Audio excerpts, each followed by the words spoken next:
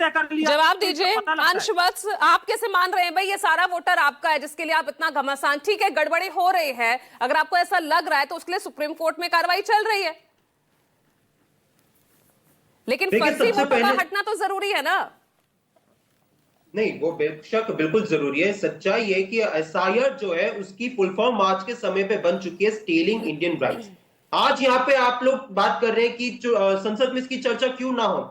ये सरकार ने तो जैसे सूत्रों के मुताबिक आपको पता चल रहा है, हम लोगों को पता चल रहा है, वैसे इस देश को पता चल रहा है कि सरकार ने जो है मना कर दिया। मैं सूत्रों को ही आपने जो यहाँ पे कोट किया मैं उसी को आगे लेके जाना चाहता हूँ। आप मुझे एक चीज बताइए, जो सरकार संसद में बैठ के पीपल्स रिप्रेजेंटेशन एक्ट में संशोधन करती है, कहती है कि आधार कार्ड को जो है मान्य किया जाएगा वोटर रजिस्ट्रेशन के लिए, और एक प्रशासनिक ऑर्डर उस कानून को ऊपर ओवरटेक कर देता है, तो क्या सरकार के पास नहीं जाएगा विपक्ष? क्या ये विपक्ष सरकार के पास नहीं जाएगा?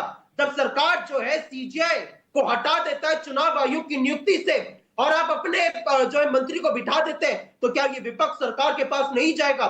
जब यहाँ संसद में बैठे तमाम जो सांसद है वो उन्हीं वोटरों से चुनकर आते हैं जिनको आप हनन करना चाह रहे हैं, उनके अधिकार को आप छीनना चाह रहे हैं, तो क्या ये विपक्ष सरकार के पास नहीं जाएगा?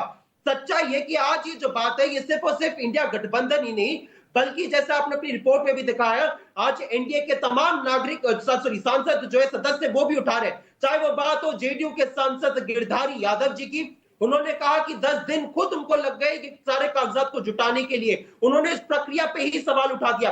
या फिर वो बात हो कि जेडीयू के विधायक संजीव सिंह की, उन्होंने उस पूरी टाइमलाइन को लेकर कहा कि ये बहुत कम समय दिया गया है। तो आज किस प्रकार से एनडीए में ही सवाल उठ रहे हैं, तो ये जताता है कि किस प्रकार से भारतीय जनता पार्टी जो है इस देश में लोगों के वोट के अधिकार को छीनना चाहती है। बिहार से आप एससी, एसटी, ओबीसी और अल्पसंख्यकों के जो लेकिन वोट को इससे हनन हासिल करना क्या चाहते हो हैं। रहा है अंशवत्स? इससे हासिल क्या हो रहा है?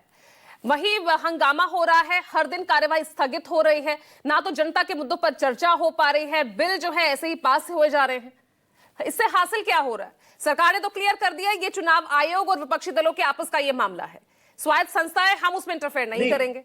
पूजा जी आप मुझे एक चीज बताइए, क्या ये संसद सिर्फ और सिर्फ जो है मोदी मोदी मोदी के जयकारों के लिए?